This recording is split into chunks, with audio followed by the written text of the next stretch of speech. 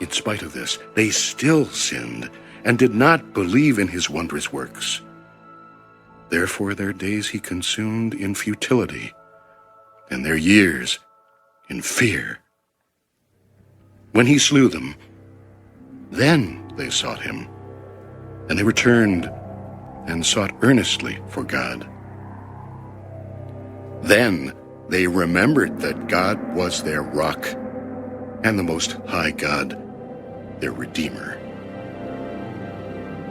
Nevertheless, they flattered him with their mouth, and they lied to him with their tongue. For their heart was not steadfast with him, nor were they faithful in his covenant. But he, being full of compassion, forgave their iniquity, and did not destroy them. Yes, many a time he turned his anger away, and did not stir up all his wrath.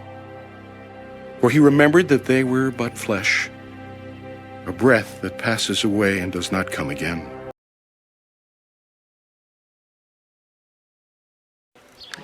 We're standing here on Mount Nebo, and I just want to take just a second to talk about the wilderness. You can kind of see back behind me the wilderness area. It's really these kind of desert mountains. In fact, there were some places we drove through earlier that were even more deserty than this.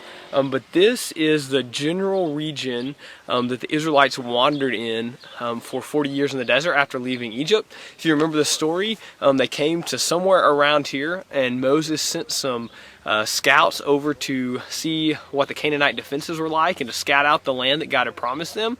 And when they got there, they found that it was a really fertile land. I mean, huge fruit and super fertile. And they came back, and Moses said, "What do you say?" And they said, "Well, it's really fertile, but giants are in the land. We don't think that we can take it."